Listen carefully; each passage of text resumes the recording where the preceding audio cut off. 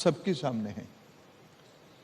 कुछ लोगों की मन में ये एक धारणा है हमारा लिए एक अलग आईपीसी बने, हमारा लिए एक अलग कानून व्यवस्था हो। ये मेरे अभिमत नहीं है, मेरा ओपिनियन नहीं है। उस पार्टी के जिम्मेवार नेता कहते हैं उस खानदान के ऊपर कैसे केस हो सकता है।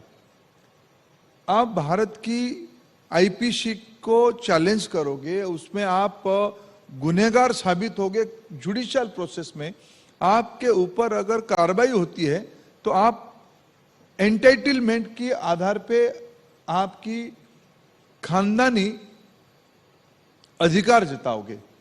देश में तो डेमोक्रेसी आ चुका है।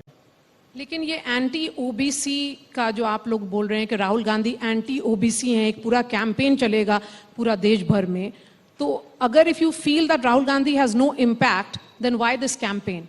नो, विषय उन्होंने ओबीसी समाज को गाली दिया था, एक वर्ग का नाम लेके कहा था, अपशब्द लगाया था जो भारत की कानूनी व्यवस्था में गुनाह है। इसी के कारण उनके ऊपर केस हुआ। ओबीसी समाज को उन्होंने गाली दिया था। मैं एक बात कहता हूं, कांग्रेस पार्टी, ये राहुल गांधी जी पहली बार नहीं कर रहे हैं, कई बार उन्होंने कोर्ट की सामने माफी मांगना पड़ा उनको।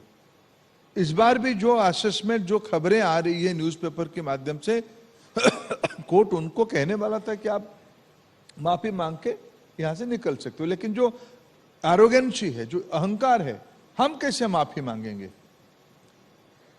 इसीलिए हम कहते हैं कि आप एक जाति को गाली दोगे, और आप ये पहली बार नहीं कर रहे हो। हम ये ना भूले 2013 की एआईसीसी की कॉन्फ्रेंस के समय में मणिशंकर आयर जी ने कहा था कि ये प्रधानमंत्री बनेगा नरेंद्र मोदी, भारतीय जनता पार्टी। तब मोदी जी को लीडर करके घोषित किया, इनकी नेतृत्व में हम लोकसभा की चुनाव लड़ेंगे। कांग्रेस पार्टी की रिएक्शन क्या था? ये आए, हमारे वहां चाय बेचे, हम उनको स्टॉल बनाने के लिए स्थान दे देंगे। ये फ्यूडल माइंडसेट की रिफ्लेक्शन है। आप भारत की, आपके खानदान के अलावा अब जिस कानून पे ये फंसे हैं, उन्हीं की पार्टी जब 2014 तक दायित्व में था, देश के प्रधानमंत्री मनमोहन सिंह जी होते थे, मनमोहन सिंह जी की विदेश दौरा था, उन्हीं की सरकार एक ऑर्डिनेंस लाया था, कैबिनेट में उसको अप्रूव भी किया था। उस ऑर्डिनेंस को युवराज साहब ने नॉनसेंस कह के फाड़ा था, आप लोगों के सामने फाड़ा था। अभी कपिल सिब्बल जी इसके ऊपर लेख भी लिखे हैं। कि देखो, समय कुछ नहीं छोड़ता है किसी को। आपकी जो माइंडसेट है, देश में सभी के लिए सभी अधिकार समान है, कानून सबके लिए समान रहेगा, यह भारत के सब नागरिकों को मंजूर है, उनके खानदान को मंजूर नहीं है, उनकी चापलूसकारों को मंजूर नहीं है, उनकी गुमास्ताओं को मंजूर नहीं है। चलिए अब शिक्षा मंत्री से सवाल पूछते हैं। वो तो सारे सवाल थे कर्नाटका इंचार्ज से। आपने अभी कुछ दिन पहले ये कहा कि students across the country will be taught the corrected version of Indian history under the new education policy, that is the NEP. It's been 3 years now, 2.5 years. How much of that has been implemented? And how much pressure are you facing from your own ideologues who are saying that there has been a delay in projecting this corrected version of history? Maria ji, मैंने कहीं नहीं कहा था, और आज की आपकी rising India के मंच पे मेरे अभिमत को स्पष्ट करता हूं। मैंने कभी नहीं कहा था there will be correction of history.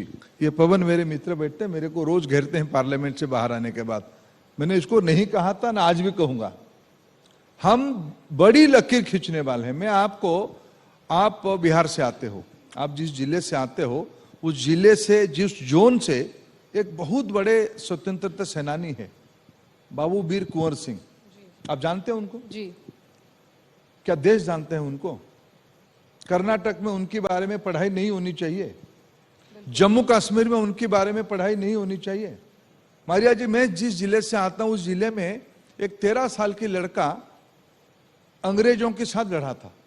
एक नदी में वो नाव चला रहा था, अंग्रेज गए कि हमको नाव पार करो, उन्होंने कहा कि आप फिरंगी हो, आपको मैं नाव में नहीं बिठाऊंगा, उन्होंने गोली मार दिया। उनके बारे में देश को मालूम नहीं होनी चाहिए? आलूरी सीताराम राजू एक ट्राइबल व्यक्ति आंध्र में विशाखापट्टनम इलाका में जनजातियों के अंदर एक क्रांति खड़ा किया अंग्रेजों के खिलाफ। वीर सुरेंद्र साय लंबे समय तक जेल में रहे मध्य प्रदेश की। इनके बारे में आज देश कितना जानता है? तो देश क्यों नहीं जान पाया? अब गलत जगह पे पूछ रहे हो, मैं तो कह रहा हूं उनको बताना ही पड़ेगा। इसीलिए हम कह रहे लंबी लकीर खींचेंगे, सबको इतिहास की पन्ने पे लाएंगे, इसको सारे पाठ्यक्रम में ऑफिशियल रिपोजिटरी में लाएंगे। किसी भी चीज को मिटाया नहीं जाएगा, अधिक चीजों को जोड़ा जाएगा। इसी में सब लोगों की सहायता चाहिए। देश की आजादी जो आज हम जिसको एंजॉय कर रहे हैं, जिसके कारण आज हम लोग इकट्ठा हुए, आज हम बैठे, 75 साल की जर्नी हो चुकी है। ये अनेक लोगों की बलिदान पे, अनसंग हीरो की बलिदान पे उपलब्ध हुई है। नारायण गुरु एक सोशल रिफॉर्मर रहे केरला के। कुछ सीपीएम के मित्र मेरे को मिलने आए कभी, शिक्षा मंत्री और हमारे पार्लियामेंट के कुछ मित्र, उन्होंने कहा कि हमारे कुछ रिजर्वेशन है शिक्षा नीति में। मैंने पूछा क्या रिजर्वेशन किया आपके बारे में? मैं जानता हूं आपकी सरकार ने नारायण गुरु के बारे में बहुत अच्छा शोध और अध्ययन किया। मैं उसको राष्ट्रीय शिक्षा नीति के तहत देश में लाना चाहता हूं, आपकी आपत्ति क्या है? उन्होंने कहा कोई आपत्ति नहीं। तो फिर आपका अमेल कहां है? अमेल कुछ नहीं है। देखो, इसको एक छोटे दृष्टि से मत देखिए। बाकी रहा एनईपी की इंप्लीमेंटेशन की बात, ये बात सही है। एनईपी को 3 साल हो रहा है, 2020 जुलाई में ये लागू हुआ था, लेकिन पहला साल कोरोना के कारण उसकी जिस तेजी से इंप्लीमेंटेशन होना चाहिए वो नहीं हो पाया। आज प्राइमरी एजुकेशन से, फाउंडेशनल स्टेज से लेके हायर एजुकेशन तक सारे वर्टिकल्स में पैरेलल काम हो रहा है। एक्सपर्ट्स, अथॉरिटी, इसकी बेसिक रिफॉर्म, नई करिकुलम, नई सिलेबस, नई टेक्स्ट बुक, इस ओर हम काम कर रहे हैं। जो हमारी नया फाउंडेशनल स्टेज की जो वर्टिकल हमने बनाई, पहली बार देश में भारत सरकार नीति बनाई एज 3। ये माना जाता है एज 3 से 8 के अंदर बच्चे की 85% मानसिक विकास हो जाती है। इसी एज को हमने फाउंडेशन स्टेज माना। पहली बार देश में प्री स्कूल फॉर्मल एजुकेशन शुरू होगी। खेल, गाना, स्टोरी टेलिंग, ये माध्यम रहेगा शिक्षा की। अभिभावक और शिक्षक दोनों मिलकर नन्ही कली को प्रस्फुटित करवाएंगे। इसकी पाठ्यक्रम हमने पिछले फरवरी 20 को लोकार्पित कर दिया। जादुई पिटारा जी, कई सारे खिलौना, कई सारे स्टोरी, कई सारे लोक कथा, ये सारे को उसकी हिस्सा बनाया गया। क्लास 1 और 2 की किताब जल्दी बाजार में आ जाएगी। 2024-25 की 23-24 की एकेडमिक ईयर में नई पाठ्य पुस्तक के आधार पर पढ़ाई शुरू हो जाएगी।